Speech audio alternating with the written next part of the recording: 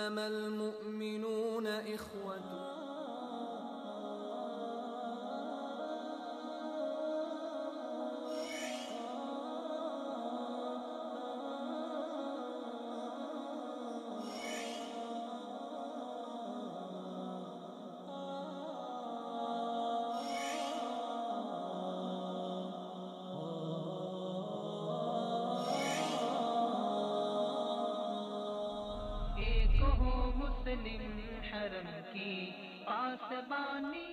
السلام علیکم ورحمۃ اللہ وبرکاتہ. ناظرین، پروگرام ایک ہوں مسلم کے ساتھ آپ کا میزبان عبداللہ عالمزیب حاضر خدمت ہے. ناظرین، ختم نبوت کا مسئلہ بہت ہی حساس اور اہم ترین مسئلہ ہے. اس حوالے سے پاکستان کا قانون اور آئین اگرچہ موجود ہے، لیکن سن 74 سے جب سے یہ قانون بنا ہے تب سے قادیانی لابی اس قانون کے خلاف متحرک ہے. نچلی سطح پہ تو ان کا متحرک ہونا کسی سے ڈھکا چھپا نہیں، لیکن اعلیٰ سطح پر قادیانیت کا اس اہم ترین مسئلے پر اگر تاریخ کا مطالعہ کیا جائے تو پہلا ڈاکہ ضیاء الحق مرحوم کے دور میں ڈالا گیا، جب الیکشن کمیشن کے سیکرٹری نے ختم نبوت کے حلف ناموں میں رد و بدل کرنے کی کوشش کی، اور جب مسلمانان پاکستان نے آواز اٹھائی تو ضیاء الحق نے عوامی جذبات کا احترام کرتے ہوئے اس سیکرٹری کو برطرف کر دیا. دوسری بار جنرل پرویز مشرف صاحب کے دور میں قادیانی لابی وفد در وفد جنرل صاحب سے ملتی رہی تاکہ کسی طریقے سے انتخابی اصلاحات کے آڑ میں اس قانون کے اندر، اس آئین کے اندر ترمیم کی جا سکے، لیکن انہوں نے سختی سے اس کا انکار کیا. یہ تیسری بار جو حالیہ واقعہ پیش آیا، لیکن مجھے جب سے یہ تاریخ پڑھی ہے میں نے ایک عجیب سا تعجب ہے کہ ضیاء الحق اور جنرل پرویز مشرف دونوں آمر تھے، لیکن آمر ہونے کے باوجود بھی انہوں نے عوامی جذبات کا اتنا احترام کیا. اور آج کی حکومت جو ابھی برسر اقتدار ہے وہ انہی عوام کے ووٹوں سے آگے جا چکی ہے، اور حکومت ان عوام کے ووٹوں کی بدولت ان کو ملی ہے، لیکن ان کو ذرا برابر بھی عوامی جذبات کا احترام نہیں. اس قانون کے حوالے سے تو آپ ناظرین جانتے ہوں گے کہ کیا ہوا کیا نہیں ہوا، اس کے اوپر جو رد عمل آیا، اس رد عمل کے اوپر جو حکومتی رد عمل آیا، وہ آپ بخوبی اس سے واقف ہیں. آج کے پروگرام میں ہم بات کریں گے جو عوامی جذبات کے اوپر حکومتی رد عمل آپریشن کی صورت میں آیا، اس سے پاکستان کے قومی املاک کو نقصان پہنچا، بہت ساری قیمتی جانیں ضائع ہوئی، بہت سارے لوگ زخمی ہو گئے، ملک میں افراتفری کی ایک ہلچل مچ گئی، دنیا کے سامنے ہمارا ایک امیج خراب ہو گیا. اس کے ابھی آئندہ نتائج کیا مرتب ہوں گے، اس مسئلے کے حوالے سے آئندہ کیا کوئی جرأت کر سکے گا یا نہیں، عوامی جذبات آئندہ کے لیے کیا ہوں گے، ان تمام امور پہ ہم بات کریں گے. اور اسی طرح پروگرام کے دوسرے سیشن میں ہم بات کریں گے اسلامی ممالک کا جو فوجی اتحاد ہے، ابھی اس میں ایک پیش رفت ہوئی ہے، اس حوالے سے بھی ہم کچھ مہمانان گرامی سے بات کریں گے. بات کرنے کے لیے حسب سابق میرے ساتھ اسٹوڈیو میں تشریف فرما ہے جناب جہان زیب منہاج صاحب. بہت شکریہ جہان زیب صاحب. جہان زیب صاحب، سب سے پہلے ہم بات کرتے ہیں پروگرام کے پہلے سیشن میں جو پاکستان میں عوامی جذبات کے اوپر حکومت کا رد عمل آیا، آپ کیا سمجھتے ہیں؟ بہت سارے اس میں نقصانات ہو گئے. حکومت کا یہ اقدام عوام کے اوپر درست تھا یا غلط؟ بسم اللہ الرحمن الرحیم. عبداللہ، کوئی بھی واقعہ ہوتا ہے تو اس واقعے کے جو اسباب ہوتے ہیں انہیں دیکھا جاتا ہے، اس کے جو محرکات ہوتے ہیں انہیں دیکھا جاتا ہے کہ وہ واقعہ کیوں رونما ہوا، اس کی وجوہات کیا تھیں. یہ جو دھرنا تھا، اس میں جو دھرنے کے اثرات تھے جتنے بھی پاکستانی، ایک بہت بڑا عوام کا ایک رد عمل سامنے آیا. عوام نکلی مولانا خادم حسین رضوی کے ساتھ. پہلی تو بات یہ ہے کہ یہ جب دھرنا لاہور سے نکلا تو کیا حکومت کو یہ پتہ تھا کہ یہ بیٹھنے جا رہے ہیں وہاں اسلام آباد؟ بالکل حکومت کے علم میں تھا. یہ اناؤنس کر کے نکلے تھے کہ ہم جا رہے ہیں اسلام آباد بیٹھنے. تو پھر سوال پیدا ہوتا ہے کہ حکومت نے، کیونکہ پنجاب میں بھی حکومت مسلم لیگ نون کی ہے، جی حکومت نے انہیں وہاں سے چلنے کیوں دیا، وہاں سے روکا کیوں نہیں؟ جبکہ ہم دیکھتے ہیں پچھلے سال نومبر میں ہی عمران خان صاحب کے لیے وزیر اعلیٰ خیبر پختونخوا پرویز خٹک صاحب 2000 یا 3000 یا 5000 بندوں کا ایک قافلہ لے کے آتے ہیں، اسے اٹک پل پہ روک دیا جاتا ہے، ناکام بنا دیا جاتا ہے، انہیں اسلام آباد میں انٹری نہیں دی جاتی۔ یہ خادم حسین رضوی صاحب کے جو 1500 1600 جب یہ آئے لاہور سے، جب یہ پنڈی پہنچے تو 500 میکسیمم ان کے ساتھ لوگ تھے، انہیں آنے کیسے دیا گیا، یہاں تک چھوڑا کیوں گیا؟ پھر اس کے بعد خادم حسین رضوی صاحب جب آتے ہیں یہاں پہ، تو خادم حسین رضوی کے جو دوست احباب ہیں ان سے 3 ملاقاتیں کرتے ہیں کیپٹن صفدر صاحب، جی اور کیپٹن صفدر صاحب ان سے جو 3 ملاقاتیں کرتے ہیں وہ کیوں کرتے ہیں؟ پھر کیپٹن صفدر صاحب انہیں یہ یقین دلواتے ہیں کہ جناب آپ کے دھرنے کے اخراجات ہم برداشت کریں گے۔ پھر جس رات صبح آپریشن ہوا اس رات ایک بل بھیجا جاتا ہے مسلم لیگ نون کو 50 کروڑ کا، جو مسلم لیگ نون کے ذرائع جو ہیں وہ 5.25 کروڑ سے ریکمینڈ کر کے بھیجتے ہیں اخراجات کی مد میں، اسی دھرنے کے اخراجات۔ وہ کون دے رہا تھا، کیوں دے رہا تھا، کس وجہ سے دے رہا تھا، اس کی وجوہات کیا تھیں، یہ ساری چیزیں ہیں۔ اب جو عوام نکلی ہے، پاکستانی عوام نکلی ہے، ان کے جذبات کی ہم قدر کرتے ہیں، ان سے ہمارا کوئی اختلاف نہیں۔ خادم حسین رضوی صاحب ہو سکتا ہے کہ ان سے ہم اختلاف کرنے کی جسارت نہ کر سکیں، وہ خود اس میں استعمال نہ ہوئے ہوں، لیکن جو ان کی باقی ٹیم تھی وہ استعمال ہوئی ہے، اور ہماری ایجنسیوں نے اس کو بے نقاب کیا ہے، انہیں یہ اطلاع ملی ہے۔ پھر جب یہ اگر آپ نے کل دیکھا ہو تو کل شام عصر کے وقت میں نے فیس بک پہ میں نے یہ ویڈیو اپنی ڈالی تھی کہ یہ دھرنا کا رات تک جو ہے وہ فوج کی مداخلت ہو سکتی ہے اس میں، اور یا تو کرفیو لگ سکتا ہے یا ختم ہو سکتا ہے، اور جو ہے زاہد احمد صاحب کو استعفیٰ تو دینا ہی پڑے گا، اس کے علاوہ کوئی چارہ نہیں ہے۔ یہ تو ہمیں نظر آ رہا تھا، انہوں نے استعفیٰ نہیں دینا تھا۔ لیکن جو آپ نے پوچھا کہ عوام کو جو رد عمل آیا، عوام کا رد عمل پہ کوئی شک نہیں کی جا سکتی، قوم کا جو عقیدت تھی، ریاستی رد عمل وہ پری پلانڈ تھا، اس میں ایک پلاننگ شامل تھی۔ لیکن سب سے بڑا مسئلہ یہ ہے کہ اس وقت یہ جو پورا ملک بند ہوا ہے، پورے ملک کا جو پہیہ، معیشت کا پہیہ روکا گیا، شٹر ہڑتال کی گئی ہے، شٹر ڈاؤن ہڑتال، وہ آپ دیکھیں کہ پورے ملک کا پہیہ جام کر کے بند کر کے ہم نے ایک میسج دیا چائنا کو میسج یہ گیا کہ آپ اتنی بڑی انویسٹمنٹ کرنے جا رہے ہیں اس ملک میں، یہ کراچی سے خیبر تک ایک کال پہ بند ہو سکتا ہے ملک۔ اس سے پہلے یہ ہو گیا تھا پاکستان میں کہ جتنی سیاسی پارٹیاں تھیں ان کا ووٹ بینک تقسیم کر دیا گیا تھا۔ وہ ووٹ بینک تقسیم ہونے سے جو سندھ کا علاقہ ہے وہ پیپلز پارٹی کے پاس تھا، کراچی شہر جو ایم کیو ایم کے پاس ہے، خیبر پختونخوا تحریک انصاف کو مل گیا، پنجاب مسلم لیگ نون کے پاس آ گیا، بلوچستان جو ہے بلوچ پارٹیز کے پاس چلا گیا۔ اب پاکستان میں کوئی ایسی طاقت نہیں تھی جو پورے ملک کو ایک یک جنبش قلم یا یک جنبش الفاظ جو ہے وہ اسے بند کر سکے، اب اسے سنبھال سکے۔ خادم حسین رضوی نے وہ کمال کر دکھایا۔ اب ان کے پیچھے محرکات کیا تھے، یہ ہماری ایجنسیوں کو فائنڈ آؤٹ کرنا ہوگا، اسے یہ عوام کے سامنے رپورٹ لانی ہوگی تاکہ جو لوگ نکلے ہیں ان کی عقیدت میں میں بار بار کہہ رہا ہوں کوئی شک نہیں ہے، ٹھیک ہے، لیکن جو انہیں استعمال کیا گیا، انہیں کیوں استعمال کیا گیا؟ جب یہ دھرنا شروع ہوتا ہے، اگر آپ دھرنا اس میں ابھی جو قومی املاک کو نقصان پہنچا ہے، جی گاڑیاں نظریاتش ہوئی ہیں، دیکھیں وہ دیکھیں اب پاکستان پولیس کے 3000 وہاں پہ لوگ تھے، ایف سی فرنٹیئر کانسٹیبلری کے جو تھے وہ وہاں پہ لوگ تھے، رینجر کے لوگ تھے وہاں پہ، یہ ٹوٹل ملا کے 8000 فورسز کے بندے تھے وہاں پہ۔ دھرنے والے اس وقت جو ایجنسیوں کی رپورٹ ہے 2000 تھے، کیا 8000 کے سامنے 2000 والے گاڑیاں جلا سکتے ہیں؟ نہیں جلا سکتے۔ تو ذمہ دار کس کو؟ ذمہ دار اس میں ذمہ دار وہ پولیس کے آفیسر ہیں، ذمہ دار وہ وہاں پہ رینجر کے اہلکار ہیں، ذمہ دار وہاں پہ وہ قانون نافذ کرنے والے ادارے ہیں جو موجود تھے، اور ان کی موجودگی میں وہ گاڑیاں جلائے گی۔ کیسے جلائے گی؟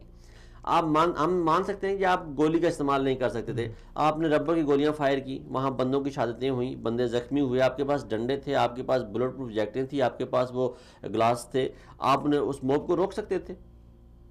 یار ہم ہر جگہ ہی کرپشن کرتے ہیں، ہم ہر جگہ ہی ملک کے مخالف جاتے ہیں، ہم ہر جگہ یہ جو دھرنے والے تھے وہ کہتے جا رہے ہیں کہ ہم نے ایک پتا بھی نہیں توڑا، ہم نے ایک پتے کا نقصان بھی نہیں کیا، وہ سارے ملک کی ماں بہنیں کر کے چلے گئے اور کہتے ہیں ہم نے کچھ بھی نہیں کیا۔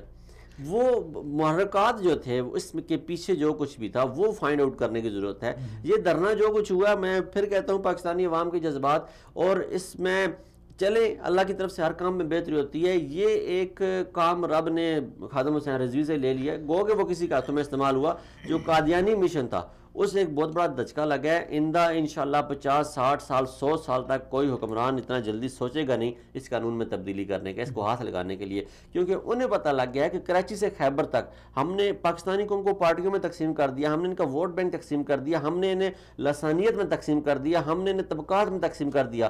لیکن جو ایک اس قوم کو جس بات نے یکجا کیا ہوا ہے وہ محمد رسول اللہ ہے، لا الہ الا اللہ محمد رسول اللہ. اس پر یہ قوم یکجا ہے، چاہے جس پارٹی سے ہو، چاہے جس مسلک سے ہو، چاہے جس مکتبہ فکر سے ہوں.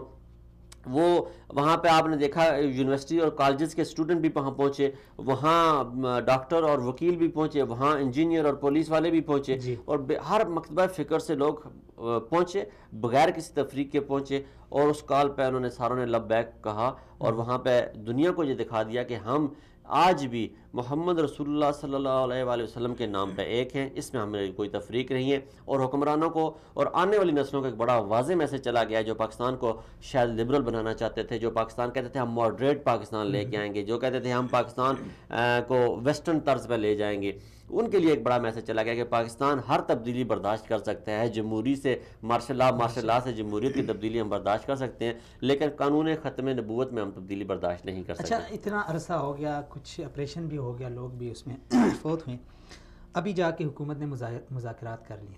کیا وجہ تھی اتنے دن پہلے یہ مذاکرات کیوں نہیں کیے؟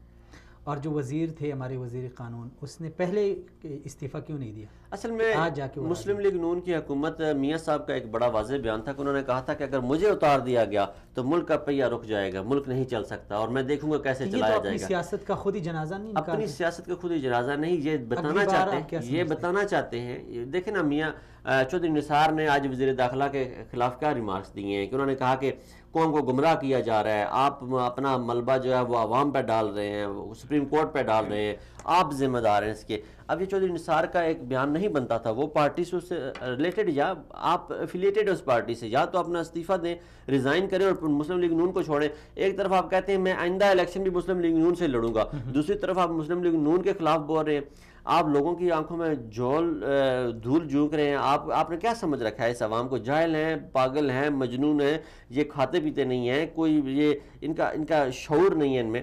دوسری طرف میاں صاحب جو ہے وہ اپنی حکومت کو ناکام اس لیے کرنا چاہ رہے ہیں، وہ اسٹیبلشمنٹ کو، انٹرنیشنل اسٹیبلشمنٹ کو بتانا چاہتے ہیں کہ نواز شریف، میاں محمد نواز شریف کے علاوہ کوئی اس قابل نہیں ہے کہ وہ ملک پاکستان کی باغ دوڑ سنبھال سکے. گو کہ اپنی حکومت ہے، گو کہ اپنے لوگ بیٹھے ہیں، گو کہ اپنے ساتھی بیٹھے ہیں، گو کہ اپنا بھائی بیٹھا ہوا ہے، لیکن وہ بتانا. دیکھیں نا، جو بیان تھا وزیر اعلیٰ پنجاب کا، وہ بیان بنتا ہے کہ ہم پنجاب پولیس کو دھرنے والوں کے خلاف استعمال نہیں ہونے دیں گے، میں وفاق کے آرڈر نہیں مانتا. Who the hell are you؟ آپ کون ہوتے ہیں؟ آپ کو بھائی نے، آپ جس پارٹی میں رہتے ہیں، آپ کو اس پارٹی کا آپ کے بھائی نے سربراہ نہیں بنایا، وہ خود اس نے قانون میں امینڈمنٹ کروا لی لیکن آپ کو سربراہ نہیں بنایا. آپ کی یہ اوقات نہیں کہ بھائی کے سامنے بیٹھ کے آپ اس پہ اعتراض کر سکیں کہ آپ ایک سپریم کورٹ سے پہلے اپنے آپ کو کلیئر کریں. اگر آپ سچے ہیں، آپ اپنے سپریم کورٹ میں اپنی صفائیاں پیش کریں، اپنے ڈاکومنٹ وہاں پہ دیں اور پھر اس کے پہ کریں. تو یہ سارے محرکات اگر ہم دیکھیں تو آپ کا جو سوال ہے کہ یہ دھرنے والوں کو روکا کیوں نہیں ہے، اس میں یہ میں سمجھتا ہوں کہ مسلم لیگ نون کی اندرونی سازش شامل ہے، ان کا ہاتھ اپنا شامل تھا، اور وہ چاہتے ہیں کہ کسی طریقے سے ہمیں شہادت ملے. ابھی جو مذاکرات میں ایک شرط یہ رکھی گئی ہے کہ حکومت ذمہ داروں کا تعین کرے گی، کیا ممکن؟ دلی کے گلے میں گھنٹی باندھنے والی بات ہے. ذمہ داروں کا تعین کون کرے گا؟ یہاں پہ بے نظیر قتل ہو گئے، ذمہ داروں کا تعین نہیں ہوا. لیاقت علی خان قتل ہو گئے، ذمہ داروں کا تعین نہیں ہوا. قائد اعظم کی ایمبولینس لیٹ ہوئی، ذمہ داروں کا تعین نہیں ہوا. یہاں کون ذمہ داروں کا تعین کرے گا عبداللہ؟ ہم تو ایک اندھے دیس میں رہتے ہیں جہاں بس ان کا مقصد یہ تھا کہ یہاں سے اٹھ جائیں، یہ لوگ اٹھ گئے، وہ چلے گئے. اب وہ دیکھیں جسٹس شوکت عزیز صدیقی، ایک مولانا صاحب نے بیان دیا کہ ہمیں یعنی پارلیمنٹ کے لوگوں کو غفلت میں، کون سے مولانا بیان؟ مولانا فضل الرحمان صاحب، جب یہ معاملہ ہوا. جی، اب کیا سمجھتے ہیں یہ کون تھا اور یہ کس کی سازش تھی جس نے پوری پارلیمنٹ کو دیکھیں راجہ ظفر الحق صاحب کو میں سمجھتا ہوں کہ پکڑے، سپریم کورٹ پکڑے اور ان سے کہے کہ وہ رپورٹ جو آپ نے میاں نواز شریف کو خود پیش کی وہ ہمیں دیں. جو کمیٹی اور ان پہ قرآن سے حلف لیں، قرآن پہ حلف لیں. ابھی 30 دن کے بعد تو جو رپورٹ پیش ہوگی وہ تو مریم نواز شریف بھی بنا کے بھیج سکتی ہے نا کیلبری فونڈ میں. اب یہ ہے کہ یہاں اس معاملے کو ہم نے دیکھنا ہے کہ یہ رپورٹ راجہ ظفر الحق صاحب سے جب رپورٹ لی جائے، ان کے اوپر سگنیچر لے کے قرآن پہ حلف لیا جائے کہ راجہ صاحب یہ وہی رپورٹ ہے جو آپ نے میاں نواز شریف کو دی تھی. اس میں ذمہ داروں کا تعین ہے اس کا کہ یہ کس نے کیے تھے، ختم نبوت کا جو قانون ہے اس میں تبدیلی کس نے کی تھی. پھر مولانا فضل الرحمان صاحب کا بیان بڑا معصومانہ ہے. مولانا صاحب منافقت کرتے ہیں اور حد درجے کی منافقت کرتے ہیں. چھوڑ جائیں نا یار، اب دین کا جب معاملہ آ جائے کوئی حد آخر ہوتی ہے. آپ کی کون سی حد آخر ہے بھائی؟ آپ یہ بتائیں، آپ دینی اسکالر ہیں یا آپ ایک سیاسی پنڈت ہیں؟ آپ نے اپنے آپ کو تفریق کرنا ہے، آپ نے اپنے کو الگ کرنا ہے. ایک طرف آپ کہتے ہیں مسلم لیگ نون ذمہ دار ہے، دوسری طرف وہ ذمہ داروں کا تعین نہیں کر رہے، تیسری طرف آپ اگر ان کے ساتھ مل رہے ہیں تو کیا آپ توہین ختم نبوت کے مجرم برابر نہیں ہیں؟ آپ ان میں شریک نہیں. وہ تو کہہ رہے ہیں 32 کے 32 وہ لوگ جنہوں نے سینٹ میں ترمیم کی، وہ ساروں کو پتا تھا، ساروں کے سامنے ہم نے بل پیش کیا، ہم نے اخباروں میں اشتہارات دیے، اس کے بعد ہم نے یہ جا کے قانون سازی کی، پھر ہم نے سینٹ سے یہ بل پاس کرایا، پھر سینٹ سے پاس ہونے کے بعد یہ نیشنل اسمبلی میں آیا، نیشنل اسمبلی میں اس میں ووٹنگ ہوئی، صاحب نے ایکسیپٹ کیا اور اسپیکر نے اعلان کیا. تو کیا یار یہ پھر اب فضل الرحمان صاحب کا جو اسٹیٹمنٹ ہے وہ تو گمراہ کرنے والی بات ہے، عوام کو وہ گمراہ کریں. جب یہ مذہبی جماعتیں اس طرح خاموش ہیں تو ان کا بھی کوئی اب مذہبی جماعتیں اس لیے خاموش ہیں، یہ اپنی غلطی پہ شرمندہ ہیں، لیکن انہیں چاہیے کہ اب غلطی تو ان سے ہو گئی، عوام سے معافی مانگے اور کہیں ہم سے غلطی ہوئی ہے، عوام سے معافی مانگے اور ان سے کہیں کہ ہم سے غلطی ہوگی، ہم اپنی غلطی کا اعتراف کرتے ہیں، یہ جو کچھ ہوا ہے ہمیں اس میں ہمارا کوئی کردار نہیں تھا، جن لوگوں کا کردار تھا ہم ان کو آپ کے سامنے لے کے آتے ہیں. انوشہ رحمان ہیں، زاہد احمد صاحب تھے، اور خالی یہ دو حضرات نہیں ہیں، اس میں یہ دو ان کے پیچھے جو پوری لابی ہے اسے سامنے لانا پڑے گا. تو قوم کے نام آپ کا کیا میسج ہے؟ مثلا دیکھیں ہمارے ساتھ ہر حکمران آتا ہے یہی سلوک کرتا ہے جس طرح نواز شریف، لیکن پھر جب اگلا الیکشن آتا ہے تو پھر ہم اپنا ضمیر بیچ کے انہی لوگوں کو پھر سے آگے لاتے ہیں. تو اس میں آپ یعنی کیا سمجھتے ہیں، ہماری قوم کا شعور نہیں ہے یا شعور کی بیداری کی ضرورت ہے؟ دیکھیں اب یہ حکومت نے ایک چال چلی تھی اپنے آپ کو شہید کروانے کی، ٹھیک ہے، وہ شیخ رشید صاحب کہتے ہیں کسائی پھر بھاگ گیا، اس نے قربانی ان کی لی نہیں. اب مسئلہ یہ ہے کہ انہوں نے جو ان کی اب 1 مہینہ 1.5 مہینہ تک تو یہ مجھے جو معاملات نظر آ رہے ہیں وہ سموتھلی چلتے ہوئے نظر آ رہے ہیں، ہر چیز اپنے حساب سے چلے گی. سینٹ الیکشن کے قریب جا کے تحریک انصاف بھی شور ڈالے گی، جماعت اسلامی بھی ڈالے گی، فضل الرحمان صاحب بھی ڈالیں گے. فضل الرحمان صاحب شاید نہ کریں کیونکہ انہیں ان کا حصہ مل جائے گا، ان کی سینٹ کی جو مفاہمت کی سیاست مفاہمت نہیں منافقت کہیں، وہ سیاست ان کا، وہ انہیں سینٹ میں ان کا حصہ مل جائے گا، وہ اپنی ووٹیں لے لیں گے، اپنے سینیٹر لے لیں گے. تحریک انصاف کو یہ پریشانی ہوگی کہ شاید ہم اگلی حکومت بنائیں گے، جو ان کا خواب ہے وہ اس میں ہوں گا کہ شاید ہماری اگلی حکومت بنے گی تو ہمیں جو ہے وہ بل پاس کروانے میں پرابلم ہوگی، اور یہ مسلم لیگ نون کی جب سینٹ میں اکثریت ہوگی تو یہ ہماری بات نہیں مانیں گے. تو ایسا نہیں ہے، سینٹ میں اب مسلم لیگ نون کی ہی اکثریت بنے گی کیونکہ عددی برتری جو ہے ان کے پاس ہے، اور یہ معاملات اب اینڈ تک جائیں گے. یہ حکومت اپنا اختتام پذیر جمہوری طریقے سے ہوگی. عوام کے نام یہ میسج ہم کیا دے سکتے ہیں؟ عوام بڑے باشعور ہیں، لیکن ہم جذباتی قوم میں حد درجے کی. ختم نبوت کی بات آئی تو ہم نے جاوید لطیف صاحب کو بھی مارا، ہم نے زاہد احمد کے گھر توڑا، ہم نے رانا ثناء اللہ کے گھر کا گراؤ جلاؤ کیا. لیکن کل جب یہی لوگ ہمارے سامنے ووٹ مانگنے آئیں گے تو ہم پھر ان کے ہاتھ چومیں گے، ہم ان کے پاؤں گھٹنے. کیا وجہ ہے؟ وجہ یہ جہالت ہے، سمجھ نہیں ہے، جذباتی قوم ہے، جو سامنے آتا ہے چڑھتے سورج کی پوجا کرنے والے ہیں. جرت نہیں ہے اپنے حق بات منوانے کی، کہلوانے کی یا کہنے کی، کیونکہ شروع سے ہی منافقت کرتے آئے ہیں، منافقت میں پلتے بڑھتے ہیں. تو وہی منافقت ہمارے اندر رچ بس گئی ہے، وہی حکومتی سطح پہ بھی نظر آتی ہے، وہی ہمارے روزے مرہ کے معاملات میں نظر آتی ہے، وہی ہمارے دینی معاملات میں نظر آتی ہے، وہی ہمارے سیاسی معاملات میں نظر آتی ہے. تو جو ہم اپنا رائٹ مانگنے کی جو ہماری استطاعت ہے اس سے ہم سلب کروا بیٹھے ہیں. ہم ذہنی طور پہ وہ جو دیکھیں نا، وہ ایک تصویر سوشل میڈیا پہ ہوتی ہے کہ وہ لکھا تحریر آتی ہے کہ ہاتھی کے جو سنگل ہوتا ہے وہ اس پہ بچپن میں بڑا سٹرونگ ڈالا جاتا ہے، اور جب وہ ہاتھی بڑا ہو جاتا ہے تو وہ اس وقت اسے ایک ڈوری بھی ڈال دینا تو وہ اس ڈوری کے اوپر بھی کھڑا رہتا ہے، وہ اسے کھینچتا نہیں ہے. وہ کہتا ہے کہ اب اسے کھینچنے کا فائدہ کوئی نہیں، اسے ٹوٹ رہا کوئی نہیں ہے، کیونکہ وہ اس نے ذہنی طور پہ غلامی ایکسیپٹ کر لی ہوتی ہے. ہماری قوم کا بھی یہی حال ہے کہ ہم نے ذہنی طور پہ غلامی جو ہے وہ ایکسیپٹ کر لی ہے. بڑے عجیب و غریب یعنی لوگوں کے تجزیے تھے، ہر کوئی اپنے نقطۂ نظر کو واضح کر رہا تھا سوشل میڈیا میں پہ. ساتھ دیکھ رہا ہوں کہ آج ہم نے وہ جی. دوستوں سے کہا تھا. جی وہ میرے خیال میں ڈاکٹر صاحب تو نہیں ہے, کہیں میٹنگ میں مصروف ہیں, ٹھیک ہے. تو دوسرے جو مہمان ہیں ان کو بریک کے بعد ہم لیں گے. لیکن ایک بہت اہم بات ہے, ہر کوئی اپنا تجزیہ پیش کر رہا تھا کہ اچانک آج جسٹس صاحب نے کچھ یعنی سارا منظرنامہ ہی تبدیل ہو گیا. تو اس کے بعد بڑے یعنی عجیب و غریب سوالات اٹھ رہے ہیں, مولانا صاحب کے اوپر بھی اٹھ رہے ہیں, فوج کے اوپر بھی اٹھ رہے ہیں, حکومت کے اوپر بھی اٹھ رہے ہیں. تو دیکھیے ہم 3 پروگرام پہلے ہمارے ساتھ تھے جماعت اسلامی کے جناب منور حسن صاحب. جی ٹھیک ہے. منور حسن صاحب سے جب میں نے کہا کہ قاضی حسین احمد صاحب جب کسی ملک میں جاتے تھے تو وہاں کے وزرائے اعظم سے ملاقات کرتے تھے, بڑا استقبال ہوتا تھا, تو وہ اس بات پہ غصہ ہو گئے تھے. اور میں نے آپ سے یہ کہا تھا کہ یہ بڑا مشکل ہوتا ہے کہ آپ کسی کی تعریف سنیں. جسٹس شوکت عزیز صدیقی صاحب کے ساتھ بھی یہی ہوا. انہوں نے سب سے پہلے وہ شخص جنہوں نے دھرنے کا نوٹس لیا, ان کے دماغ میں یہ کہیں بات بیٹھ گئی تھی کہ شاید میں دھرنے کو کنٹرول کر لوں گا, میں یہ دھرنا جو ہے رکوا لوں گا, میرا کردار ہوگا, میں سامنے آؤں گا. جیسے آگے انہوں نے کچھ از خود نوٹس لیے سوشل میڈیا پیجز کے حوالے سے, اور ان کا نام سامنے آیا, لوگوں نے ان کی ڈی پیاں لگا لیں اور بڑا ایک نام ہیرو بن گئے. اب دوبارہ یہ ہیرو بننے کا ان کا بہترین چانس تھا, لیکن قمر اسلام باجوہ وہ لے اڑے, تو غصہ تو ان کا بنتا ہے. اور جس طرح کے ریمارکس آج دیے ہیں جسٹس شوکت عزیز صدیقی نے, میں بڑا حیران ہوں کہ جسٹس اگر اسی فوج نے دیکھیں, آخر آپ کے پاس حل کیا تھا, آپ نے فوج طلب کرنی تھی.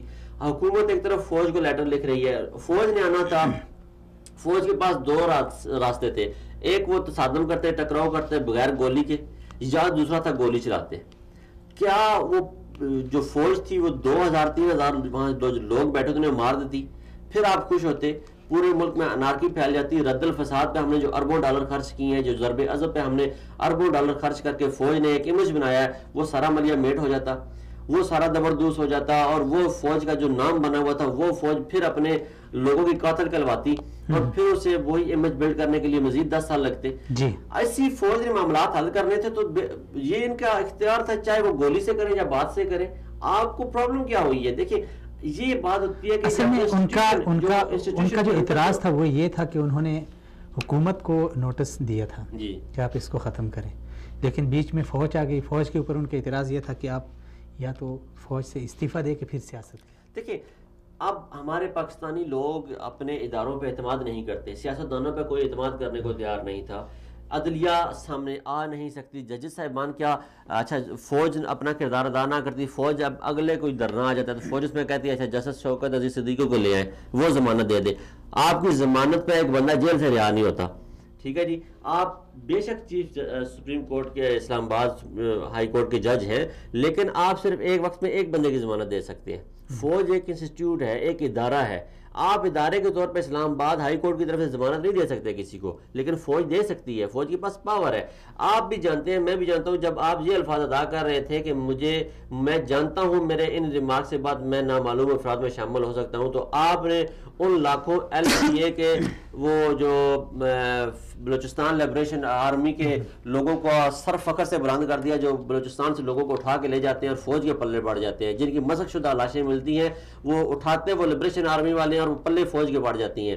آج آپ نے یہ جو الفاظ کیا ہے کہ نا ملک کی فوج کو اس قدر بدنام کیا ہے, اس پہ آپ دیکھیے گا کہ انٹرنیشنل میڈیا کتنا پروپیگنڈا کرے گا. آپ دیکھیں گے BBC CNN اور انڈین میڈیا کتنا پروپیگنڈا کرے گا. افسوس کی بات ہے کہ آپ اتنے بڑے عہدے پہ بیٹھ کے اور اتنی غلط زبان استعمال کر رہے ہیں. ویسے عوامی سوالات بھی تو بہت ہیں نا جہانزیب صاحب. عوامی سوالات عبداللہ صاحب کل یہ کہا تھا کہ ہم اپنی قوم کے اوپر, ہم قوم کے محافظ ہیں, ہم ان کے اوپر گولی نہیں چلا سکتے. بڑے سوالات آئے کہ بھائی فاٹا میں, سوات میں, لال مسجد میں فوج نے اس وقت تو کہاں تھی اور کہاں ان کی سوچ تھی کہ لال مسجد کے آپریشن میں دیکھیں, لال مسجد کے آپریشن میں فوج کو اندر سے گولی چلی, وہاں موجود تھے لوگ, گولیاں رائفل پستولوں والے موجود تھے, آپ کو بھی پتا ہے, ہمیں بھی پتا ہے, وہاں پہ لوگ موجود تھے. جب ایک طرف سے فائر ہوتا ہے دوسری طرف سے ہوتا ہے, وہاں پہ فائر کا تبادلہ ہوا. فاٹا میں کیا ہوا, فاٹا میں معصوم لوگ شہید ہوئے, پاکستانی شہید ہوئے, پاکستانیوں کے خون نے شہادت اس ملک کے لیے دی, انہوں نے اپنے ذاتی مقاصد کے لیے نہیں, لیکن فوج نے ہمیشہ ان کے ساتھ ہمدردی کی, انہیں دوبارہ وہاں پہ جا کے فیسیلیٹیٹ کر رہے ہیں, انہیں آباد کر رہے ہیں. وہاں پہ فوج کو بھی اس بات کا ادراک ہے کہ ہمارے معصوم شہری اس کے ساتھ انہوں نے جانوں کے نذرانے پیش کیے ہیں. لیکن وہاں کیا وہ اگر فوج یہ کہتی کہ ہم اپنے شہریوں کو بچاتے رہے وہ، لیکن وہ جو دہشت گرد تھے دیکھیں سوات تک انہوں نے قبضہ کر لیا تھا، وہ دندناتے پھرتے، تو کیا یہ مناسب تھا؟ وہ تو وہاں فوج آپریشن کرنے گئی تھی، وہ ایریا آزاد کروانے گئی تھی. وہ جب تو جسٹس صاحب کا یہ کہنا کہ اگر یہی دھرنا جی ایچ کیو کے سامنے ہوتا یا اس کے قریب ہوتا تو کیا فوج ان کو بیٹھنے دے دیتی؟ جی ایچ کیو کے سامنے دھرنا لے کے کیوں جاتا کوئی؟ جیسے صاحب تو یہ پہلے بتائیں نا کہ جی ایچ کیو کے سامنے دھرنا جاتا کیوں؟ پھر جی ایچ کیو کے سامنے آپ دھرنے کی بات کر رہے ہیں، پہلے تو جیسے صاحب پہلے سوال کریں رانا ثناء اللہ سے، وزیر قانون جو پنجاب کے، بھائی آپ بتائیں لاہور سے یہ دھرنا نکلا کیسے؟ اس کے بعد یہ پوچھیں وزیر داخلہ جو تھے احسن اقبال صاحب سے کہ یہ اسلام آباد کی حدود میں داخل کیسے ہوئے، آپ نے وہاں پہ کیوں نہیں روکا؟ اس کے بعد یہ پوچھیں سیکیورٹی اداروں سے کہ آپ نے رپورٹ کیوں نہیں دی کہ یہ کتنے عرصہ بیٹھیں گے؟ ہر انسٹیٹیوٹ کو آپ اس کے سلسلہ وار جب پوچھیں گے، ایک نظام بنائیں گے تو تب پتہ چلے گا. بھائی ہمارے ہاں اتنا بڑا خلا پیدا ہے، اس وقت خلا ہے اداروں میں. دیکھیں نا ابھی ہمارا مقصد کیا تھا کہ ملک میں جو انارکی پھیلنے جا رہی ہے، جو افراتفری پھیلنے جا رہی ہے، اسے کنٹرول کرنا. الحمدللہ ثم الحمدللہ آرمی چیف اپنا دورہ مختصر کر کے وہ پاکستان گیا بیچارہ ایک دن کے لیے، دوبارہ پھر سعودیہ چلا گیا. آج صدر وزیر اعظم اور آرمی چیف دوبارہ چلے گئے سعودی عربیہ. تو اس شخص نے اپنا کردار ادا کیا، بات اس کی مانتے ہیں لوگ، آپ کے ادارے پہ اعتماد کرتے ہیں. تو آپ کا یہ مسئلہ تھا وہ دھرنے کا، وہ ختم ہو گیا. جیسے شوکت عزیز صدیقی صاحب سے یہ سوال کیا جا سکتا ہے کہ آپ نے جو ساری نوٹس لیا تھا، آپ نے جو سارا یہ پلان کیا تھا، کس لیے کیا تھا؟ دھرنا ختم کرنے کے لیے، شہریوں کی آسانی کے لیے، ان کی سہولت کے لیے. تو وہ تو مل گیا، آپ کے مقاصد تو پورے ہو گئے. پھر اب آپ کو کس بات کا غصہ؟ لیکن جو آپ نے آج الفاظ ادا کیے ہیں، آپ نے ملک کے ساتھ بھی غداری کی ہے. اللہ نے آپ کو بڑی عزت دی تھی جیسے صاحب، جب آپ نے توہین رسالت کے معاملے پہ آج خود نوٹس لیے، آپ نے بڑے اچھے ریمارکس دیے، ہم آئندہ بھی آپ کا احترام کریں گے. لیکن یہ جو دیکھیں، میں اور عبداللہ بیٹھ کے بات کریں جتنی مرضی ہے خادم حسین رضوی کے بارے میں، مجھے ذاتی طور پہ اختلاف ہے، اس شخص کی زبان سے اختلاف ہے، لیکن جو عزت اور ذلت کے فیصلے یہ رب کے ہاتھ میں. جب وہ کسی کو عزت دیتا ہے تو ہم اسے چھین نہیں سکتے. جیسے بھٹو کے سے اللہ نے عزت دی، اسے قادیانی کافر دلوا دیے. اب اس دور میں ایک اتنے بڑے مظاہرے کی ضرورت تھی اور ایسا ایک عملی نمونہ پیش کرنے کی ضرورت تھی ہمارے لیڈران کو، ہماری نیشنل اسمبلی کو، قومی اسمبلی کو. ختم نبوت کے قانون میں تبدیلیاں برداشت نہیں کرنے والی قوم، وہ اللہ نے خادم حسین رضوی سے لے لی، اللہ نے اسے عزت دے دی. اسی طرح جسٹس صاحب کو اللہ نے عزت دی تھی، اللہ اب فوج کو اللہ نے عزت دی ہوئی ہے، پاکستانی قوم اس کا احترام کرتے ہیں. بھائی اب آپ اور میں جتنے مرضی اس پہ کمنٹس دیتے ہیں، جتنے مرضی ریمارکس پاس کر لیں، آج دیکھیں انہی جسٹس صاحب کو آپ کے سوشل میڈیا پہ جو کچھ ہو رہا ہے، وہ یہی جسٹس صاحب جن کو سوشل میڈیا نے کل ہیرو بنایا تھا، آج انہوں نے زیرو کر دیا. فوج، عدالت، حکومت اور دھرنا، مولانا صاحب، عوامی جذبات، سب کچھ ہو گیا. اب آئندہ کا منظرنامہ کیا ہوگا اس حوالے سے؟ آئندہ کا منظرنامہ یہ ہے جی کہ مسلم لیگ نون اپنی پوری کوشش کر چکی ہے، فوج کو گالیاں دے چکی ہے، عدالتوں کے ساتھ ٹکراؤ کر چکی ہے. انہوں نے کہا ہے کہ میں نہیں مانتا، پھر انہوں نے کہا مجھے کیوں نکالا، اس کے دنیا کی ساری زبانوں میں ترجمہ بھی ہو گیا. پھر وہ پورے پاکستان سے وہاں سے یہاں اسلام آباد سے لے کے وہ ریلی لاہور تک پہنچے، وہاں بڑے بڑے اجتماعات ہوئے، میاں صاحب نے 5 دن سڑکوں پہ گزارے، گلا بٹھا لیا، ملک کا پہیہ اس وقت بھی بند کیا، انہوں نے پنجاب کو پورے کو بند کیے رکھا 5 دن. لیکن فوج ٹس سے مس نہیں ہوئی، حکومت ان کی گئی نہیں، گری نہیں، نظام درم برم نہیں ہوا، کیونکہ فوج نے اس وقت تیار کر لیا کہ ہم نے بھائی کچھ نہیں کرنا. اب وہ نظام درم برم نہیں ہوا تو اب جو ہے یہ سموتھلی چلے گا. ایک مہینے تک میں آپ کو یہ گارنٹی دے سکتا ہوں، آج یہ نوٹ کر لیں آپ، کہ اگلے 1 مہینے تک مجھے یا 15-20 دنوں تک ہوتا کچھ نظر نہیں آ رہا. چلیں جی، یہاں پہ ہم لیتے ہیں ناظرین ایک چھوٹا سا بریک کے بعد واپس آتے ہیں اور بات کرتے ہیں جو اسلامی افواج کا اتحاد بنا ہے، جو اس میں پیش رفت ہوئی ہے، اس حوالے سے 1-2 مہمان بھی ہیں ہمارے ساتھ، ان سے بھی بات کرتے ہیں. ہمارے ساتھ رہیں.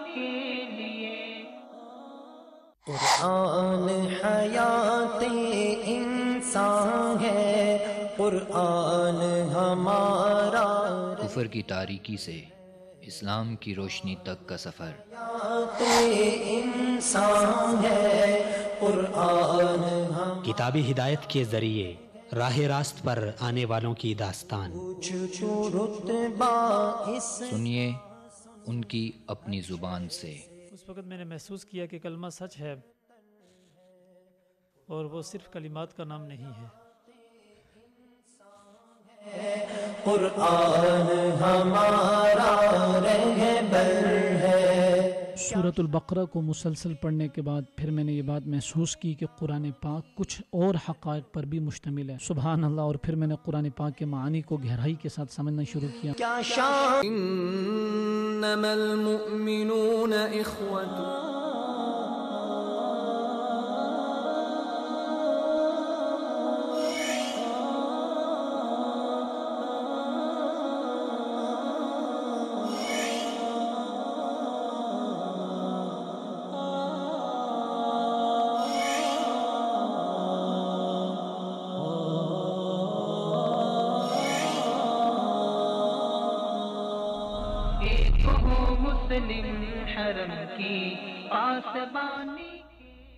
ویلکم بیک ناظرین، ایک بار آپ ناظرین کو پھر سے خوش آمدید۔ ناظرین، پروگرام کے اس سیشن میں ہم بات کریں گے اسلامی افواج کا جو اتحاد بنا ہے، اس حوالے سے یعنی خبریں بہت پہلے سے سرگرم تھی اور کچھ عرصہ پھر اس میں خاموشی سی آئی، ابھی پھر سے مسئلہ اس میں ایک پیش رفت ہوئی ہے، اور ولی عہد سعودی عربیہ کے ولی عہد محمد بن سلمان نے اس اتحاد میں جو شریک ممالک ہیں ان کے وزرائے دفاع کو بلایا تھا اور ان کے ساتھ ان کا اجلاس ہوا ہے۔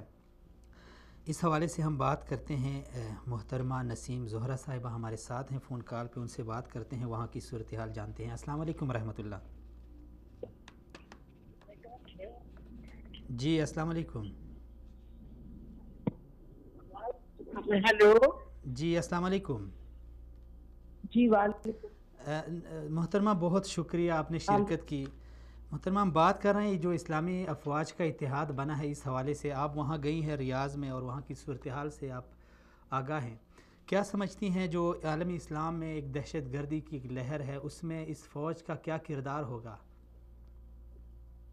دیکھیے یہ جو اتحاد بنا ہے اس میں اس کے مختلف پہلو ہیں۔ جی ایک طرف سے عسکری پہلو ہے، لیکن پھر اور بھی چیزیں ہیں، انٹیلیجنس شیئرنگ بھی ہے، آئیڈیالوجی بھی ہے، جی کمیونیکیشن بھی ہے، یہ سب چیزیں ہیں، میڈیا کے حوالے سے بھی ہے۔ تو اس وقت اب کوشش ہے، ایک شروعات ہے۔ یہ ضرور کہا جا سکتا ہے کہ 40 ممالک کے سینئر آفیشلز آئے تھے اور سب نے یہ عہد کیا ہے کہ ہم مل کر کے کام کریں گے، اور ابھی بہرحال بہت سی چیزیں باقی رہتی ہیں، اس کی فنڈنگ کہاں سے آئے گی، اس کے پلانز کیا بنیں گے۔ ارادہ تو مصمم لگتا ہے، جو کہ کل میٹنگ ہوئی اس حوالے سے۔ یہ بھی جو اہم بات ہے وہ یہ کہ ایک تو اسلامی ممالک ہیں جو 40 ہیں اس وقت، اس کے علاوہ ایک انہوں نے سپورٹنگ کنٹریز کی کیٹیگری رکھی ہے کہ وہ ممالک جو اس کو سپورٹ کریں گے وہ غیر مسلم ممالک ہیں۔ اس میں امریکہ بھی ہے، یو کے بھی ہے، یورپ کے بھی ایک دو ملک ہیں، رشیا سے بھی بات ہو رہی ہے۔ تو یہ اچھا، پھر انٹرنیشنل جو ادارے ہیں ان سے بھی یہ رابطہ رکھنے کی ان کا ارادہ ہے اور ان کا پلان ہے۔ تو یہ اب آگے کی طرف بڑھ رہے ہیں۔ یہ بات ہو رہی تھی، کافی تفصیل میں بات ہوئی ہماری جنرل راحیل شریف سے، انہوں نے پاکستانی جنرل سے بات کی تو انہوں نے یہ اس بات پر زور دیا کہ اب کام کرنا یہ شروع ہو رہے ہیں، اور یعنی کہ مختلف جو افواج ہیں ان کے درمیان ٹریننگ کی بات ہو رہی ہے۔ پاکستان کا جو اپنا تجربہ ہے اس سے کس طریقے سے مختلف ممالک فائدہ اٹھا سکتے ہیں۔ پاکستان کو آپ کو معلوم ہے ضرب عضب جو تھا اس کے نتیجے میں پاکستان میں حالات جو ہیں بہتری کی طرف گئے دہشت گردی کے حوالے سے۔ ایک اور اہم بات میرا خیال ہے جو ناظرین کو پتہ ہونی چاہیے وہ یہ کہ ایک نہیں 3 مرتبہ یہ کہا گیا کل اس میں پرسوں جب انوگریشن ہوئی ہے کہ یہ جو اتحاد ہے یہ کسی ایک ملک یا کسی بھی فرقے کے خلاف نہیں ہے، کیونکہ آپ کو معلوم ہے یہ سوال تو اٹھتا تھا کہ بھئی اچھا لیبنان، سیریا، ایران اس میں نہیں ہے، یمن نہیں ہے، حالانکہ یہ عراق بھی نہیں ہے اس وقت، لیکن یہ کہا گیا کہ آہستہ آہستہ ممبرشپ بھی بڑھے گی اور یہ کہ کسی کو ٹارگٹ نہیں کر رہے. تو اب دیکھیے گا اس طرح یعنی کہ کولیشن کی ضرورت ہے، اتحاد کی ضرورت ہے کہ جب دہشت گردی آپ دیکھ رہے ہیں وہاں کیا ہوا ایجپٹ میں ابھی چند ہی روز پہلے، اور یہ تواتر کے ساتھ ہوتا ہے مسلمان ممالک میں، ہر ممالک میں، لیکن مسلمان زیادہ اس کے ٹارگٹ تو یہ اہم بات ہے، اہم سٹیپ ہے، لیکن یعنی اب دیکھنا یہ ہے کہ یہ کس حد تک کامیاب ہوتا ہے. اچھا، آپ کس نظر سے دیکھتی ہیں راحیل شریف صاحب جو کمانڈر اس اتحاد کے بنے ہیں، ان کا جو اناؤنس کیا گیا ہے اس کل افتتاحی اجلاس میں، تو آپ اس پہ کیا تبصرہ کریں گی کہ وہ پاکستانیوں کے لیے پاکستان کی نیک نامی کا باعث بنیں گے، یا کیا آپ اپنا اس پہ کیا تجزیہ پیش کرتی ہیں؟ دیکھیے، ایک تو یہ ہے کہ ظاہر ہے ابھی ایک چیز شروع ہوئی ہے، 40 ممالک ہیں، تو اس طریقے سے تو یہ اچھی بات ہے کہ جی 40 ممالک ہیں اور اس کا پاکستان کے فارمر آرمی چیف کو بنایا گیا اس کا ہیڈ ایڈوائزر، ملٹری ایڈوائزر.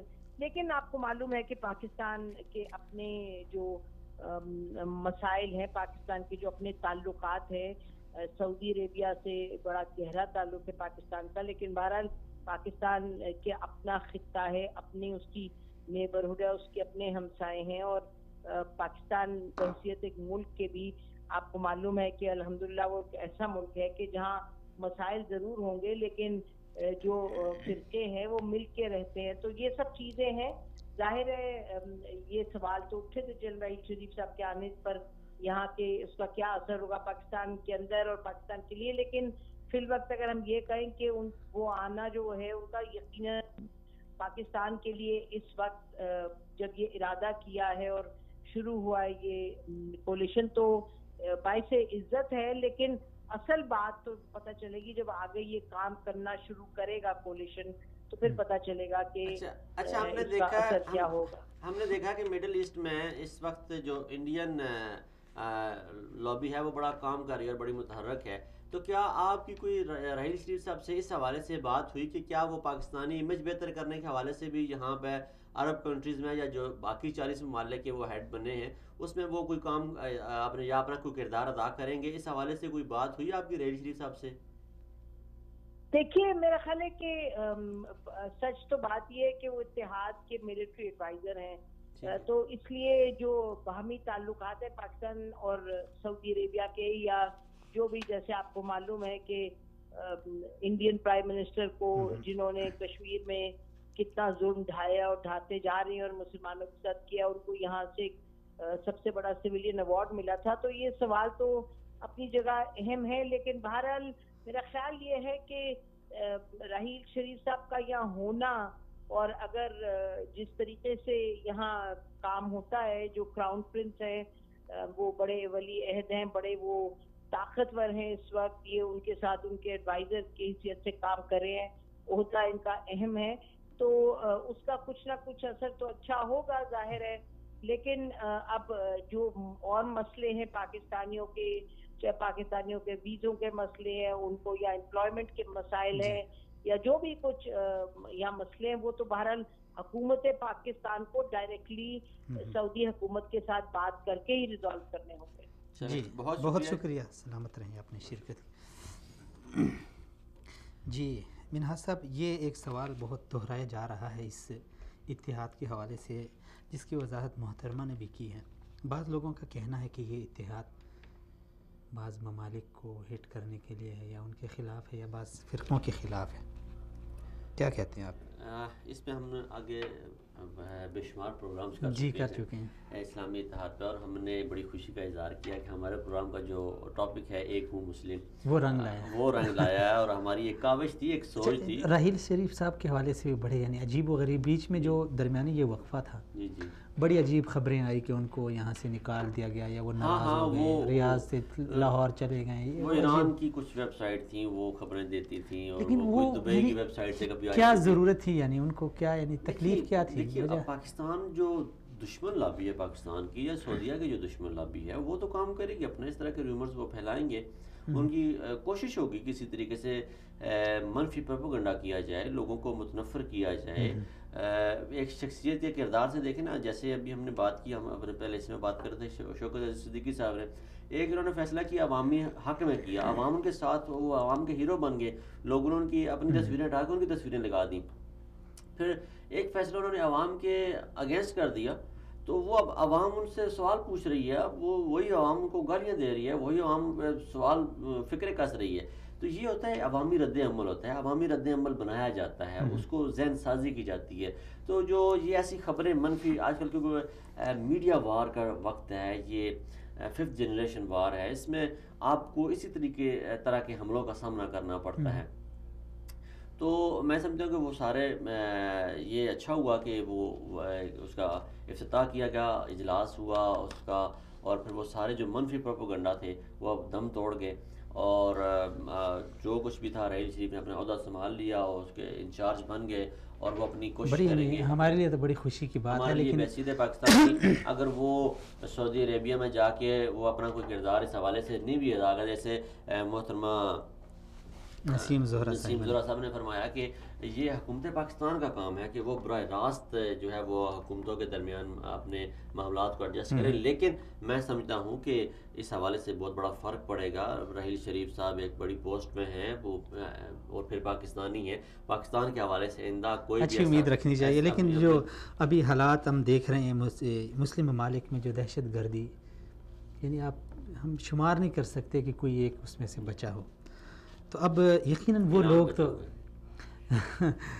لوگ تو بڑے خوش ہو گئے ہوں گے جو دہشت گردی کے شکار ہیں. یعنی ایک امید کی ایک کرن جو ہے نا، امید کی بالکل. آپ جیسے دیکھیں نا، کسی بیمار کے پاس جائیں نا، اس کو پتہ بھی ہوگا اس کا مرض لا علاج ہے، لیکن آپ اسے کہیں کہ میں آپ کے سامنے، اس کے سامنے بیٹھ کے تھوڑی دیر آپ تلاوت کریں، اسے دم کریں، اسے دعا کریں، اس سے ہاتھ شفقت سے اس پہ لگائیں، اس کے زخموں کو آپ دیکھیں، اس کے ساتھ ہمدردی کریں نا، تو اسے یہ سکون ملتا ہے. اسے یہ پتہ ہوتا ہے کہ مجھے آرام نہیں آنا، مجھے دائمی آرام نہیں آئے گا، لیکن اسے تھوڑی دیر کے لیے تسلی ہوتی ہے کہ اس مصیبت میں میرا کوئی چاہنے والا ہے، میرا کوئی دیکھنے والا ہے. اسی طرح یہ جو مصیبت میں پھنسے ہوئے ہیں، شام، عراق، لیبیا، یہ سارے ملکوں کو ایک امید کی کرن جاگی ہے کہ ایک ایسا شخص جو ملک حالت جنگ میں ہے، اور پھر اس نے ایک بڑا اچھا نام بنایا رد الفساد سے، ضرب العضب سے، اور پاکستان جیسا ملک جہاں دن میں 10 دھماکے ہوتے تھے، وہاں پہ امن. آج دیکھیں اتنا بڑا دھرنا، پورا پاکستان بند رہا. ہم عید کی نماز نہیں پڑھ سکتے تھے، ایک وقت تھا ہم ڈرتے تھے عید کی نماز پڑھنے. گاؤں کی مساجد میں، جو محلے کی مساجد، وہاں وہ دھماکے ہونا شروع ہو گئے تھے. دھماکہ ہوتا تو وہ کوئی آتا رائفل والا، وہ گولیاں مار کے، اور مسجدوں کے بعد پولیس والے پہرا دیتے تھے. ملک ندیم صاحب کو لے لیتے ہیں. جی ملک صاحب ماشاءاللہ. السلام علیکم ملک صاحب.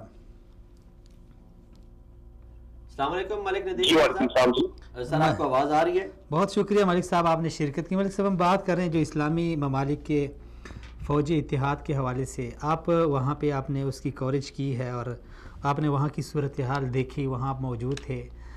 آپ کیا سمجھتے ہیں کہ ابھی اسلامی ممالک کے اس فوجی اتحاد سے ہم کیا امیدیں وابستہ رکھیں؟ بعض لوگ اس کے حوالے سے منفی کمنٹس دے رہے ہیں، بعض مثبت دے رہے ہیں. آپ اپنا تجزیہ پیش کریں کہ ہم کیا کریں، یعنی کیا اپنے آنکھوں دیکھا حال آپ سنائیں.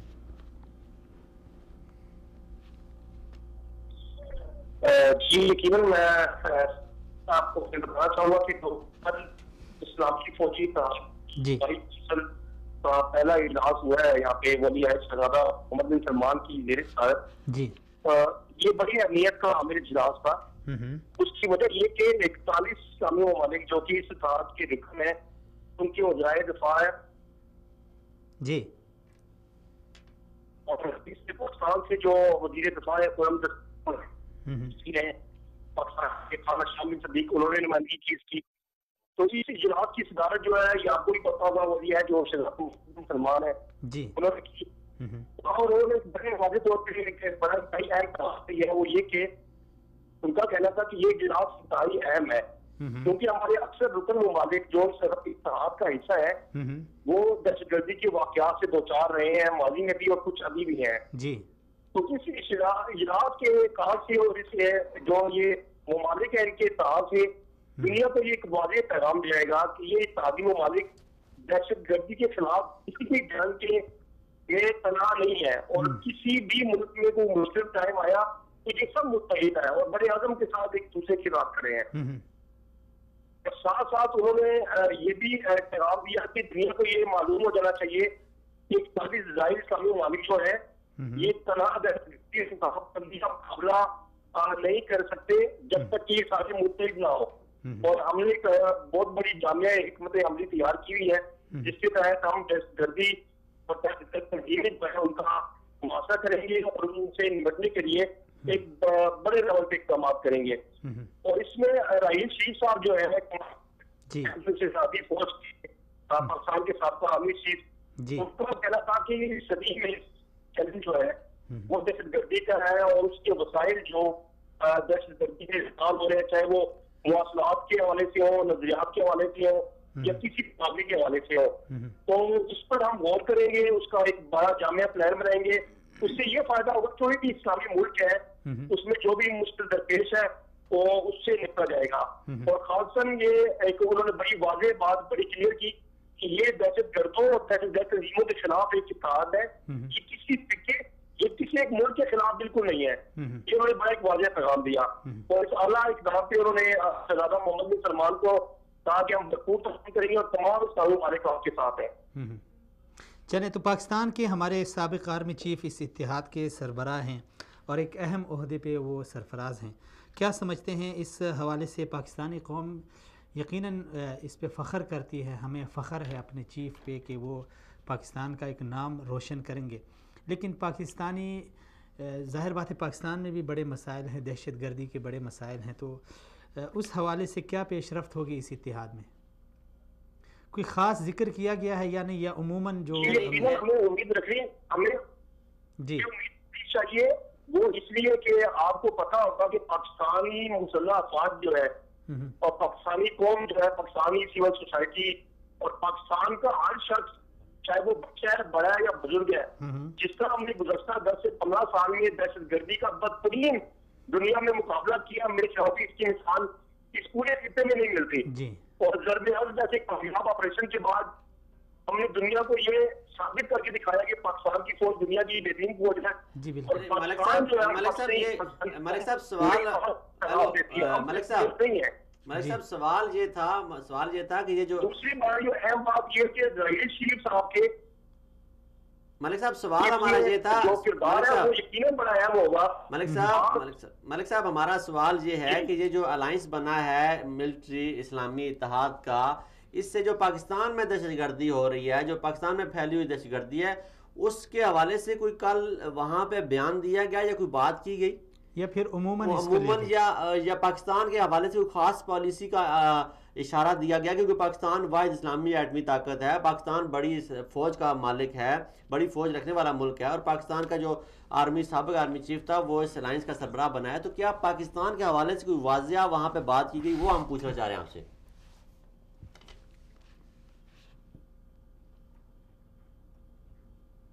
جی ملک صاحب. ہیلو جی آپ کو آ رہی ہے؟ جی آ رہی ہے. جی یقیناً اس میں دیکھیں پاکستان کی جو مسلح افواج ہے، آپ نے دیکھا ہوگا کہ پاکستان کی جو مسلح افواج کی قربانیاں اور جس طرح انہوں نے کامیابیاں حاصل کی ہیں، اس حساب سے اگر دیکھا جائے تو ہماری حکومت کی جو آپ کہہ لیں خارجہ پالیسی وہ بالکل پھر رہی ہے. یہ سب پاکستان میں دہشت گردی کے خلاف بڑی قربانیاں دی ہیں. اس کی وجہ یہ ہے کہ لاسٹ ٹائم آپ کو یاد ہوگا کہ ڈونلڈ ٹرمپ یہاں پہ سعودیہ میں آئے تھے، پاکستانی وزیر اعظم بھی تھے صاحب کا نائب وزیر اعظم جو نواز شریف ہے، تو ڈونلڈ ٹرمپ نے پاکستان کی دہشت گردی کے حوالے سے قربانیوں کو بالکل نہیں سراہا، ایک لفظ نہیں بولا. تو یہ ہماری ایک واضح جو آپ کہہ لیں فیلئر تھا خارجہ پالیسی کا.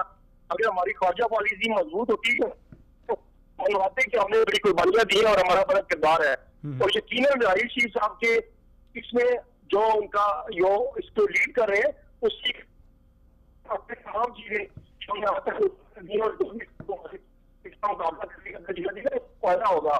آپ اکیلے جب فورم کسی آواز اٹھاتے ہیں تو آپ کو وہ فائدہ نہیں ہوتا جو امپیکٹ آپ کو تمام ممالک کے ساتھ مل کے اٹھانے سے ملتا ہے. چلیں جی ملک صاحب بہت شکریہ, سلامت رہیں, آپ نے ٹائم دیا. جی جہانزیب صاحب آپ کا کیا کہنا ہے؟ پاکستان کا چیف تو آ گیا یہاں پہ, آرمی چیف, لیکن میں ایک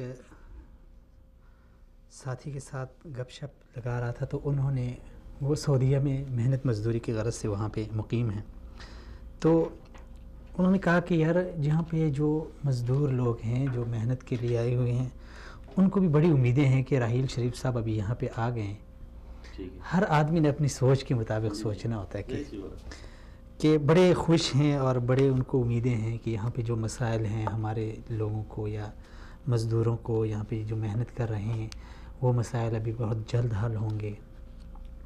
تو کیسا دکھائی دے رہا ہے؟ اصل میں مسئلہ یہی ہے کہ ہم اس چیز سے امیدیں لگا لیتے ہیں جہاں سے ہمیں نہیں لگانی ہوتی.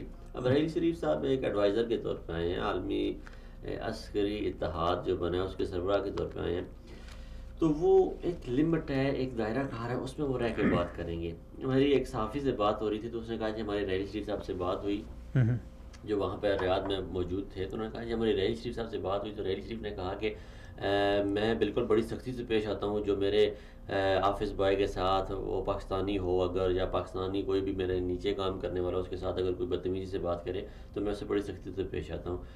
راحیل شریف صاحب کا دائرہ کار یہی ہے, وہ اتنی بات کر سکتے ہیں. باقی جو پاکستان یعنی وہ بات کریں گے تو اسی اتحاد کے حوالے سے یا اپنے آفس کے حوالے سے وہ بات کر سکتے ہیں, لیکن یہ ہے کہ انہیں ان کے پاس موقع ہے, وہ بعض جگہوں پہ بات کر سکتے ہیں پاکستان کے حوالے سے, عام پاکستانی کے حوالے سے, جو عام پاکستانی کے وہاں پہ حالات ہیں اس حوالے سے وہ بات کر سکتے ہیں. اور پھر جو جیسے نسیم زہرا صاحب نے کہا کہ پاکستان میں ایک بہت بڑا سوال اٹھایا گیا تھا جب مودی کو وہ ایوارڈ دیا گیا تھا, اس حوالے سے ایک بہت بڑا سوالیہ نشان بنا تھا کہ پاکستان کی خارجہ پالیسی کہاں پہ ہے, کیوں پاکستان نے یہ باور نہیں کرایا, وہ تو ایک شکوہ ہے اس حکومت میں تو نہ ہونے کے برابر ہے, وہ کیوں نہیں باور کرایا گیا کہ یہ بچر ہے, یہ کسائی ہے جس نے پاکستان, یہ کشمیری مسلمانوں کو, گجرات میں مسلمانوں کو, مسلمانوں کو, اور جو مسلمانوں کا مخالف جس نے گائے پہ پابندی لگا دی ذبح پہ اور مسلمانوں کو ہر طریقے سے اذیت پہنچائی.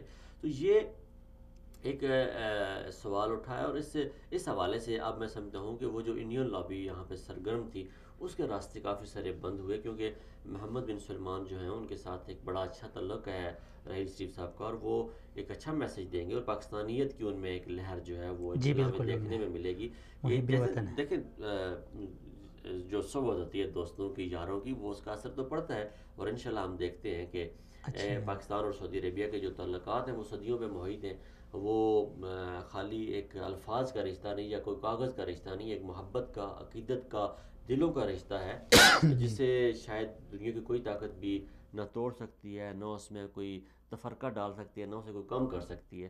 تو یہ تو اب یہ سمجھے کہ یہ تو سونے پہ سہاگا ہو گیا کہ راحیل شریف آ کے ریاض میں ہیڈ کوارٹر میں بیٹھیں گے اور 40 ممالک کے اتحاد کو دیکھیں گے.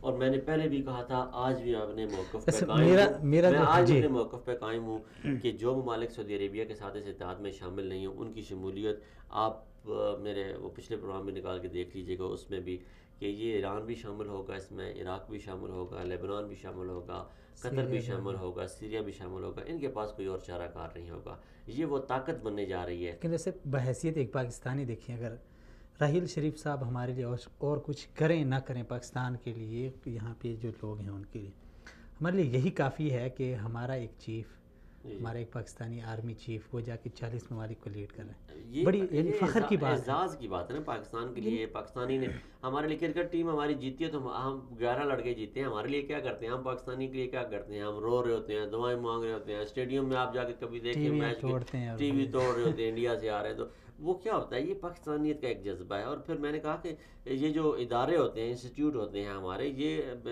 فیڈریشن کے نمائندہ ہوتے ہیں. اب وہ ایک ایسے ادارے کے سربراہ رہے ہیں راحیل شریف صاحب جس کا پاکستان میں دیکھیں سب سے بڑا عزت کا مقام ہے. اور پھر ہم یہ سمجھتے ہیں, ہم عام پاکستانی جو وہ یہ سمجھتا ہے کہ یہ طاقت کے حصے دار ہیں, یہ حکومت کے حصے دار ہیں, حکومت ان کے بغیر چل نہیں سکتی. پاکستان میں ہم نے دیکھا کہ ڈاکٹر عاصم جیل میں گئے، شرجیل میمن پکڑے گئے، عزیر بلوچ پکڑے گئے، ریلی شریف کے صاحب کے دور میں، پاناما کیس کھلا ریلی شریف صاحب کے دور میں، دھرنا عمران خان کا ختم ہوا ریلی شریف صاحب کے دور میں. یہ ساری چیزیں ہم دیکھتے ہیں تو ہمیں پتہ چلتا ہے کہ فوج کا ایک کردار رہا ہے ان معاملات کو سلجھانے میں. تو فوج ہماری ایک طاقت کا جو پاکستان کا جو ستون ہے، پاکستان کے جو طاقت کے ستون ہیں ان میں ایک بڑا ان کا نام ہے اور ان کا حصہ ہے. تو اس حوالے سے انہوں نے بڑے قریب سے معاملات پاکستانی حکومتوں کے، پاکستانی سیاستدانوں کو بڑے اچھے طریقے سے جانتے ہیں.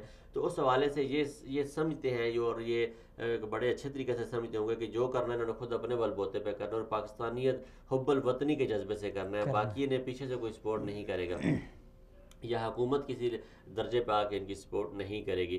تو وہ بات جو ہے وہ ہمیں ذہن میں رکھنی چاہیے، مد نظر رکھنی چاہیے. تو انشاءاللہ اس سے بہت بڑا فرق پڑے گا اور اچھی امید رکھنی چاہیے. جو اسلامی اتحاد بنا ہے اس کے لیے ہماری ویل وشز ہیں، ہم دعا گو ہیں کہ اللہ کرے یہ کامیاب ہو، کامیابی سے ہمکنار ہو. اور مسلم دنیا جو دہشت گردی کی افریت پھیلتی جا رہی ہے، جو ناسور دہشت گردی کا پھیلتا جا رہا ہے، اللہ کرے کہ وہ ختم ہو اور کم ہو، ختم ہو اور ہم ایک پرسکون معاشرے کے طور پر رہیں، پرسکون ملک کے طور پر رہیں. ہم مکہ سے گاڑی چلاتے ہوئے پورے مسلم دنیا کو گھومتے ہوئے پھر واپس مکہ آئیں، تو یہ ہمارے لیے سب سے بڑے اعزاز کی بات ہوگی. بہت شکریہ جہانزیب صاحب، سلامت رہیں. ناظرین آپ کا بھی بہت شکریہ، اور دیگر مہمانان گرامی نسیم زہرہ صاحبہ اور ملک شیر صاحب، ان کا بھی شکریہ. ڈاکٹر صاحب سے، ڈاکٹر افضل صاحب سے ہم نے ٹائم لیا تھا لیکن وہ کہیں مصروف ہو گئے، اس لیے وہ ہمارا ساتھ نہ دے سکے. ان کا بھی بہت شکریہ جو انہوں نے ٹائم دیا تھا. ناظرین ہم نے بات کی آج دو حوالوں سے، ایک تو دھرنے کے حوالے سے اور جو اس کے اوپر حکومتی رد عمل آیا، یقیناً یہ بہت بڑا سنگین ہے. ایک عوامی سطح پہ تو اس کا ایک مثبت میسج ہمیں یہ ملا ہے کہ آج مولانا صاحب کا یہ دھرنا ہمارے سیاستدانوں کو یہ پیغام دے گیا کہ آئندہ کے لیے وہ خاص کر اسلامی قوانین میں جب بھی ترمیم کریں گے تو وہ 1000 بار سوچیں گے، پھر اس طرح کا اقدام اٹھائیں گے. ایک بڑا مثبت اس کا نتیجہ سامنے آیا. دوسرا اس کا یہ سب سے بڑا جو نقصان ہوا ہے حکومت کے لیے وہ یہ کہ ایک جمہوری حکومت ہونے کے ناطے اور انہی لوگوں کے ووٹوں پہ پارلیمنٹ میں جانے والوں نے اپنی سیاست کا خود ہی جنازہ نکال لیا. میں مثال دے چکا ہوں کہ اس سے قبل بھی اس مسئلے کے اوپر ڈاکہ ڈالا گیا ہے 2 بار، اور ناظرین اگر آپ تاریخ دیکھیں تو دونوں بار عامر تھے، ضیاء الحق مرحوم اور جنرل پرویز مشرف، لیکن انہوں نے سختی سے انکار کیا. اور ضیاء الحق صاحب نے تو عوامی جذبات کو مد نظر رکھ کے ان کے احترام میں اس سیکٹری کو برطرف کر دیا. جنرل پرویز مشرف نے قادیانیوں کے وفد کی جو ان کے جو وفد تھا اور جو ان کی ملاقاتیں تھیں اور جو ان کی جو یعنی کہنا ان کے مطالبے تھے ان کو سختی سے ٹھکرا دیا. اور اس بار بڑی یعنی عجیب صورتحال ہو گئی کہ ایک جمہوری حکومت نے ایسا قدم اٹھایا کہ عوامی جذبات کا ذرا برابر احترام نہ کیا. لیکن یہاں پہ ایک عوام کو بھی ایک بہت بڑا میسج یہ ملا ہے کہ ہمیں بھی سمجھ لینا چاہیے.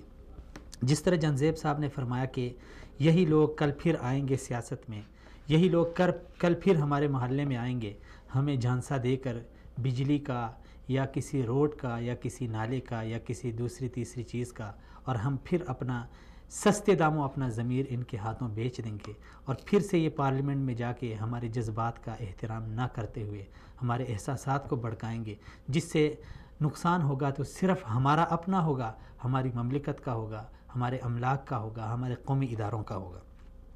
تو یہ ایک بہت بڑا میسج ہے. ناظرین اسی میسج کے ساتھ ہمیں اجازت دیجیے، اگلے پروگرام میں پھر سے ملاقات ہوگی. تب تک کے لیے اللہ حافظ.